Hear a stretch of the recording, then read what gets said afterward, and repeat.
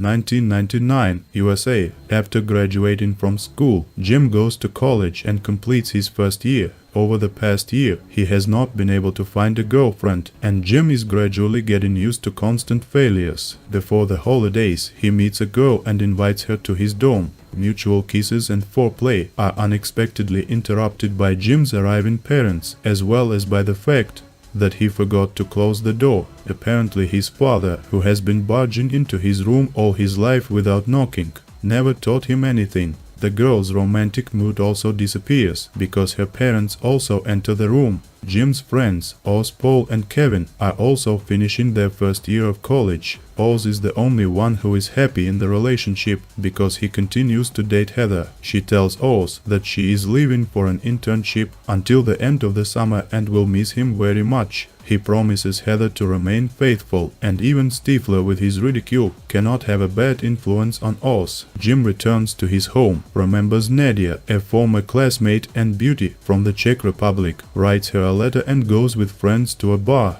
Paul talks about his successes with girls, but they will never compare with the real goddess, Stifler's mother. Oz says goodbye to Heather at the airport, and Kevin meets Vicky at Stifler's party. She is glad that Kevin's life is getting better, but she sees no point in renewing her relationship with him. Vicky suggests they remain friends, and Kevin agrees, although he is sad at the prospect. Paul is not interested in the new young girls, and he goes into Stifler's mom's room. There, he discovers a book with tantric practices and decides to become a bit of a Buddhist in order to get closer to his goddess spiritually. Suddenly, the police arrive at Stifler's house. The officers stop the party, the students go home, and Stifler is warned that he should no longer be able to make noise at night. Later, Kevin calls his older brother and asks for advice on how to regain last year's carefree feelings and the joy of constant parties. The brother suggests to Kevin what he did with his friends in college, namely, rent a large house by the lake and hold a party there at night, inviting local girls, and the guys can earn money for this during the day, doing various part-time jobs. A location far from their native Michigan will allow friends to abstract from the past and live in the present, meeting new girls. Meanwhile, Nadia travels across the states and soon receives an email from Jim.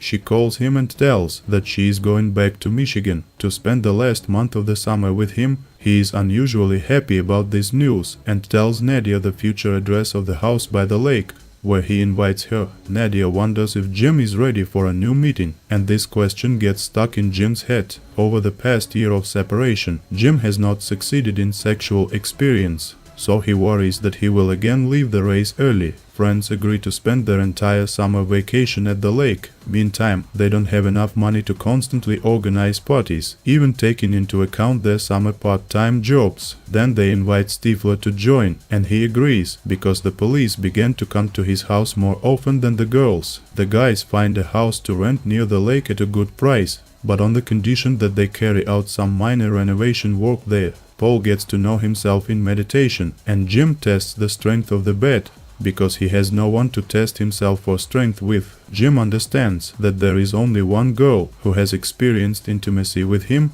and she can teach him at least something before Nadia's arrival. His friend Michelle is now spending the summer nearby at a camp for musicians. She agrees to help, because at the prom, Jim really turned out to be an inexperienced lover. The first party starts out boring, because none of the local girls know about it, and Stifler is used to people coming on their own. Then he notices a group of women relaxing on the beach, and Stifler got a plan. He throws the rugby ball to Oz harder than necessary, and Oz accidentally falls right between the girls. Feeling guilty, Oz invites the girls to the house for a drink in pleasant company, and they agree. Jim is surprised at how easy it was for Oz to get to know each other, and Stifler thoughtfully summarizes, those who don't need to, can do. The next day, Stifler notices two pretty girls who live next door. He's upset because Stifler thinks they're lesbians, because they go out and hold hands. Paul does not see anything categorical in this and advises Stifler not to think stereotypically. The guy's argument develops into an obsession to find out the truth. Stifler climbs through the girl's window to find confirmation of his theory, and Jim and Paul join him. Suddenly, the girls return and find the guys at their home.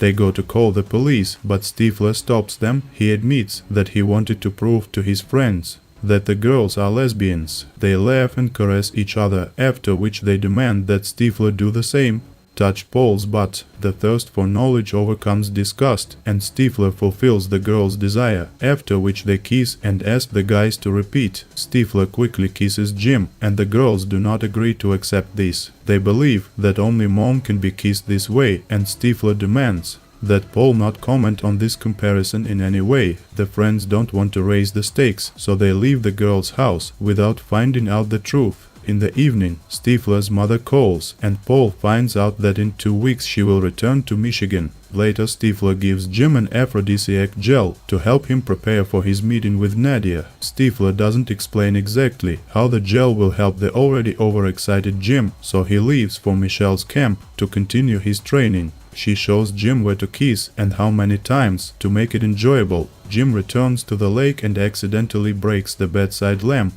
which he then repairs with a superglue. Later, he receives another letter from Nadia and learns that she will arrive at the lake in a week. Jim is looking forward to the meeting and is excited, so he turns on an adult film to blow off some steam. He wants to use the gel that Stifler gave him and realizes too late that he confused it with superglue. Jim is taken to the hospital, where doctors free his arm away from his groin area, but leaving some wounds. The doctor predicts recovery only in 10 days, and Nadia will arrive this week. The next day, Paul hears that someone has come to visit Stifler and is about to enter the house. Joyful Paul runs off to change clothes, and 5 minutes later returns in ceremonial attire, waiting for Stifler's mother. Instead, Stifler's younger brother comes into the house, who also wants to attend the party, and the upset Paul leaves to meditate. Nadia arrives to Jim 3 days earlier than he expected. Jim is glad to meet her, but the wound is still healing, so Nadia settles in his room and waits for recovery. He's worried he hasn't completed his training with Michelle, so he goes to see her. Michelle finds out that Nadia has arrived and offers to benefit from even this situation. The mentor advises Jim to tell Nadia about his relationship with Michelle,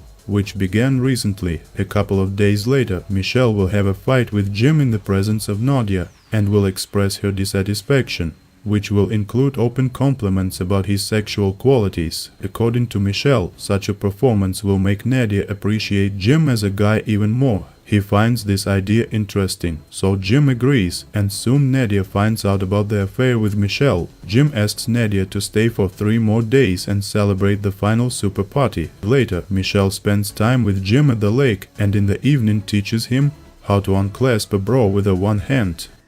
The day of the pseudo quarrel comes, and Michelle becomes sad because it's time to leave. She asks Jim does he in love with Nadia, because they hardly know each other. Jim, besides carnal desire, tries to find at least one more reason to be with Nadia, but he can't. Jim thanks Michelle for her help with the preparations and they say goodbye. She then goes down to the living room, where Nadia is reading a magazine. Michelle shouts that she is breaking up with Jim, and it doesn't matter to her that he was her best lover and she is unlikely to meet such a sexual giant again. Nadia believes what is happening, so she consoles Jim immediately after Michelle leaves. As a connoisseur of art, Michelle loves performances, so she gets into the car with a smile. But soon she is overcome by sadness again. While she brought out the good lover in Jim, they had fun together and Michelle fell in love with him, but Jim immediately warned her that he was preparing for Nadia's arrival, so Michelle is not offended by him. She goes back to music camp, and Jim resumes his relationship with Nadia. The day of the final party arrives, and more people come to the lake house, because after Oz's invitation,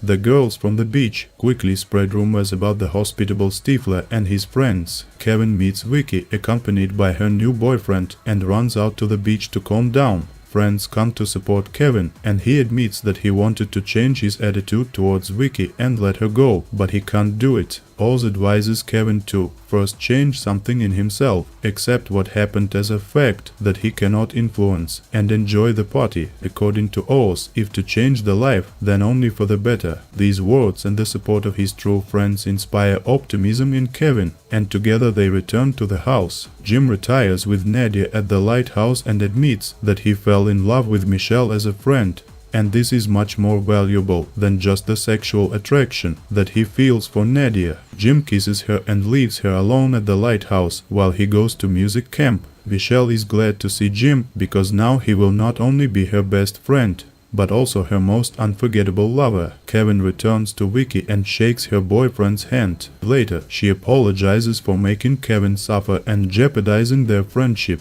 Kevin understands that it hurts him to lose Vicky, so, with a forced smile on his face, he still agrees to further friend zone. Later, Heather comes in and surprises Oz, who was missing her all the summer, and they continue to enjoy the evening together. 2 more guests enter the house, and Stifler recognizes his neighbors, potential lesbians. The girls remembered Stifler as a guy who was ready to take on any challenge. Later, they prove to him that they are straight by giving Stifler an unforgettable night together. In the morning, friends pack up and discuss yesterday's adventures, and only Paul spent the evening alone.